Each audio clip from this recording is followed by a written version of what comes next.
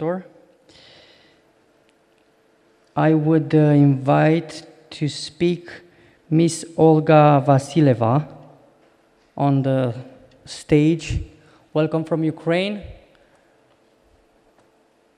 And I look forward to your speech.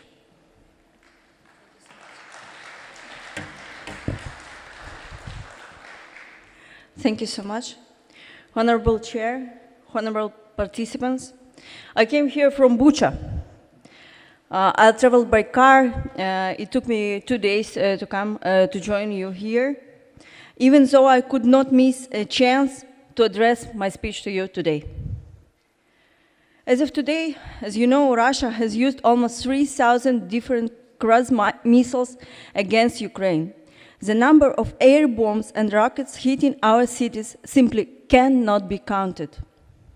Waging of war requires enormous resources. Just in 1 day of war, Russia spends more than $200 million.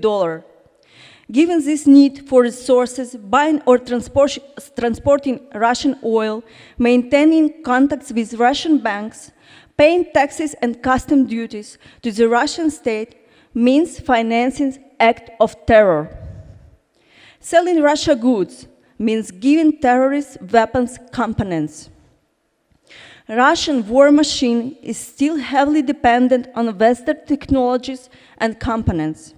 For instance, just in Bucha, which was occupied by Russian militaries, we found the Russian cruise missile with at least 35 US-made microchips inside.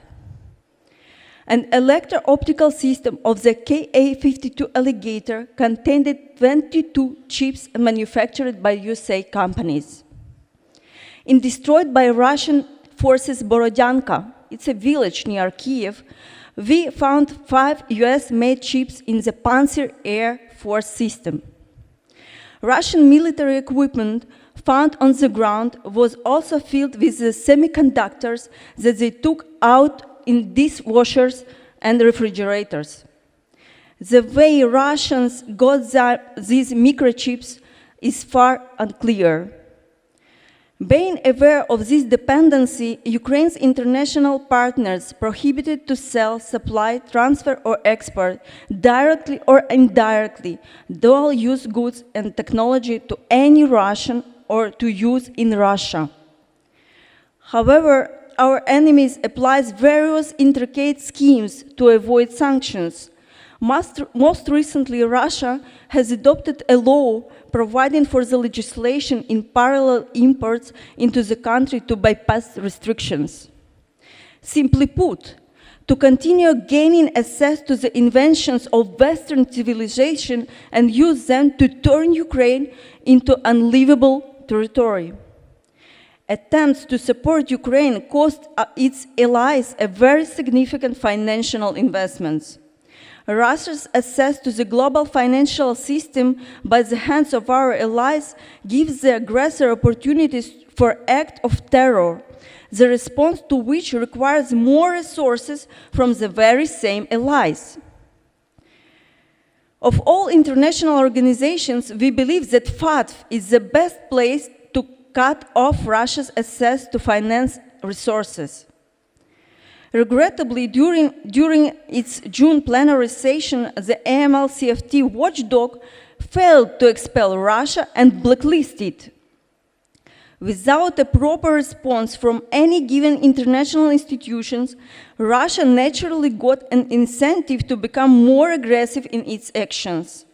How many Buchas, how many Borodyankas, how many Mariupols should suffer from the attack of this FATF member for the organization to dare to punish its member who violates all core principles of this organization? The latest FATF decisions had not removed the urgency of the problem of Russia expulsion and blacklisting. It's everyone who is now paying the bill for the FATF's decision to turn a blind eye to Russia's outrageous infringements. Urge your governments to support blacklisting Russia on the October FATF meeting. Urge your governments to provide no-fly zone under Ukraine and provide us more weapons not to allow Russia to continue its terror. I personally, and my Ukrainian colleagues also, we personally ask you, all of you, in the next security forum may take place in Ukrainian Crimea or Ukrainian Donbass. You can support us to win this battle. Thank you.